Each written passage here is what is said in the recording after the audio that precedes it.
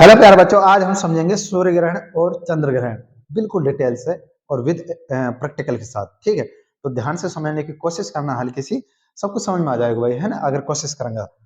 तो सबसे पहले मैं बता दूं, ये अपने पास सूर्य है। क्या है? सूर्य। और ये है अपने पास पृथ्वी, जो मैंने बनाई थी 10वीं क्लास में था, तो मैंने एक ग्लोब बनाया था, है ना, कलर से। तो जैसा भी है तुम्हारे सामने है, ये अपने पृथ्वी और ये है अपना चंद्रमा, ये वाला चंद्रमा। ठीक है, सबसे पहले बात करेंगे, जब सूर्य और पृथ्वी के बीच में चंद्रमा आ जाता है। दोबारा सुनो एक बार। जब सूर्य और पृथ्वी के बीच में चंद्रमा आ जाता है तो उस टाइम होता है सूर्य ग्रहण। क्या होता है? सूर्य ग्रहण, यानी सोलर एक्लिप्स।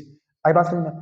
देखो, क्या होता है कि ये पृथ्वी है ना, ये सूर्य के चारों ओर चक्कर लगाते हैं। किस तरफ लगाते हैं? सूर्य के चारों तरफ ये चक्कर लगा रही। ठीक है, आई बात समझ में?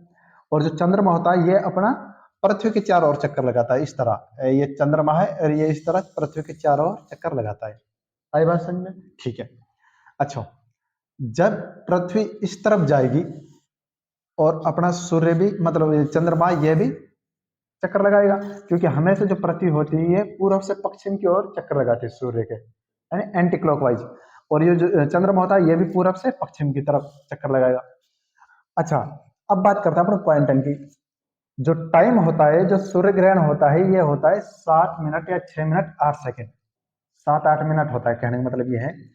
और इस दिन जो दिन होता है वो होता है अमावस का। किसका होता है? अमावस का। आई बात समझ में?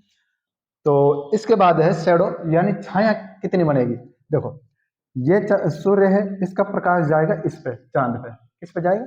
चांद पे। और चांद की जो छाया है वो किस तरफ पड़ेगी? पृथ्वी के ऊपर। किसके ऊपर? पृथ्वी के ऊपर। अब यहाँ पे जो देश आएगा तो उसका जो क्षेत्र है वो कम से कम 50 किलोमीटर क्षेत्र पर इसकी छाया पड़ेगी। है बात समझ में? ठीक है। इसके बाद हम बात करते हैं, जो सोलर एक्लिप्स है यानी सूर्य ग्रहण है, इसके कितने प्रकार हैं? तो इसके 3 प्रकार हैं। एक तो पार्शियल, और एक एनुलर, और एक है टोटल सोलर एक्लिप्स। कहने का मतलब, एक तो है पार्शियल, एक एनुलर और एक टोटल सोलर एक्लिप्स। आई बात समझ में? देखो, पार्शियल जब बनता है, जैसे मान लें मैं कहूं अपना चंद्रमा यहां पर है, यहां पर है। अब तुम देखो, यहाँ पे सूर्य का प्रकाश जाएगा, यहाँ से टकराने के बाद यहाँ आ जाएगा, तो इसका जो छाया है ये कम जाएगी। क्या आ जाएगी? कम, मतलब बहुत ही कम बनेगा। तो इसको कहेंगे अपन पार्शियल। फिर उसके बाद एनुलर। अब इसको थोड़ा सा और बढ़ाओ, यहाँ तक आ गया। क्योंकि तुम सबको पता है कि चंद्रमा जो होता है ये पृथ्वी के चारों चक्कर लगाएगा ऐसे, तो अपने घूमते घूमते यहाँ आ गया। तो इसके बाद बनेगा जो सोलर एक्लिप्स बनेगा, यानी सूर्य ग्रहण होगा, उसको कहेंगे अपन एनुलर। और जब ये पूरा यहाँ पर 180 डिग्री पे, यानी 180 डिग्री पे आ जाएगा, तो इस तरफ इसकी पूरी छाया कहाँ पे जाएगी? पृथ्वी के ऊपर। तो इसको कहेंगे अपन टोटल एक्लिप्स, यानी सूर्य ग्रहण, मतलब पूर्ण सूर्य ग्रहण। आई बात समझ में? ठीक है। अच्छा, ये बात क्लियर।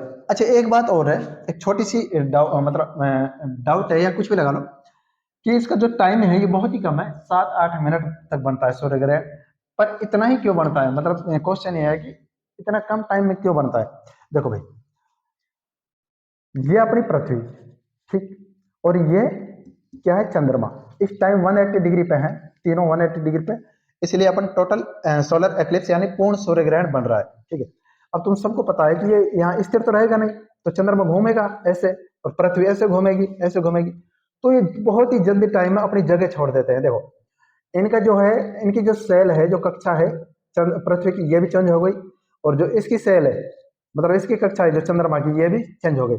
तो यहाँ से ये बहुत जल्दी छोड़ता है अपनी जगह को, और इस पृथ्वी इस तरफ, तो दोनों टाइम बहुत कम लगता है, यानी 7-8 मिनट लगता है, ये दोनों हट जाते हैं अपनी जगह से।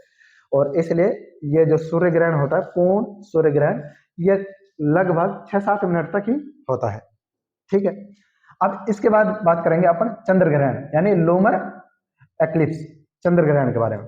देखो, ये चांद अपना घूमता घूमता हुआ यहां पे आ गया, ठीक। अब देखो, यहाँ पे क्या है? सूर्य, यहाँ पे अपनी पृथ्वी, और यहाँ पे चांद। अब क्या होता है, जो सूर्य और चांद के बीच में पृथ्वी आ जाती है। क्या आ जाती है? पृथ्वी। तो इसको कहते हैं अपन चंद्र ग्रहण। क्या कहते हैं? चंद्र ग्रहण। अगला समझ।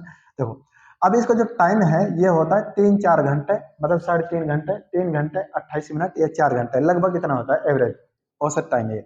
अच्छा, इस दिन को अपन क्या कहते हैं? पूर्णिमा। क्या कहते हैं? पूर्णिमा। इस दिन क्या होता है, जो सूर्य का प्रकाश है पृथ्वी पर आ जाता है और जो पृथ्वी की छाया है वो किस तरफ जाती है? चांद के ऊपर। ठीक है, तो चांद जो पृथ्वी की छाया चांद के ऊपर जाएगी। ठीक है, और इस दिन को अपन क्या कहते हैं? पूर्णिमा। क्या कहते हैं? पूर्णिमा। ऐसे नहीं बोलते कि पूर्णिमा के दिन ही चांद निकलेगा, है ना, ऐसे कहते हैं बहुत सारे। तो सिंपल सी बात है, जब सूर्य का प्रकाश पृथ्वी पे जाएगा और पृथ्वी की छाया चंद्रमा पे पड़ेगी, और भी अगर और भी अपन थोड़ा सा नीचे की तरीका से समझा तो कहने का मतलब यह है, सूर्य और चंद्रमा के बीच में जब पृथ्वी आ जाती है तो इसको कहते हैं चंद्र ग्रहण। और इसका टाइम होता है वो 3.5 घंटा या 4 घंटा या 3 घंटा एवरेज टाइम होता है, और इस दिन को अपन कहते हैं पूर्णिमा। ठीक है, क्लियर भाई? अब देखो, क्लियर। अब अपन बात करते हैं जो अभी हाल ही में, यानी 2024 का 8 मार्च को जो सूर्य ग्रहण हुआ था वो कौन सा हुआ था? तो सबसे पहले मैं बात बताऊं, सोलर एक्लिप्स 2024 का जो 8 मार्च को सूर्य ग्रहण हुआ था, यह अमेरिका, कनाडा और मैक्सिको में देखने को मिला था। अब क्वेश्चन ये भी है कि भारत में क्यों नहीं मिला? तो भारत में 8 तारीख को जिस टाइम सूर्य ग्रहण हुआ था उस दिन रात थी अपने यहाँ, और रात के दिन ये अपन को देखा नहीं। ठीक है, सो ये अमेरिका, कनाडा और मैक्सिको में हुआ। ठीक है, क्लियर बात? तो अब मेरा क्वेश्चन ये है सभी से कि जो ये सूर्य ग्रहण हुआ था 2024 वाला, 2024 वाला सूर्य ग्रहण हुआ था, ये इन तीनों प्रकार में से पार्शियल, एनुलर और टोटल सोलर एक्लिप्स, इन तीनों में से कौन सा नंबर का था? मतलब टोटल एक्लिप्स था, या पूर्ण सूर्य ग्रहण था, या एनुलर था, या पार्शियल था? तो इनमें से जो आंसर है आपका कमेंट में जरूर देना। और ऐसे ही प्रैक्टिकल के साथ साइंस समझने के लिए मेरे चैनल को लाइक, शेयर, सब्सक्राइब जरूर करें। मिलते हैं अगले वीडियो में। थैंक यू, धन्यवाद।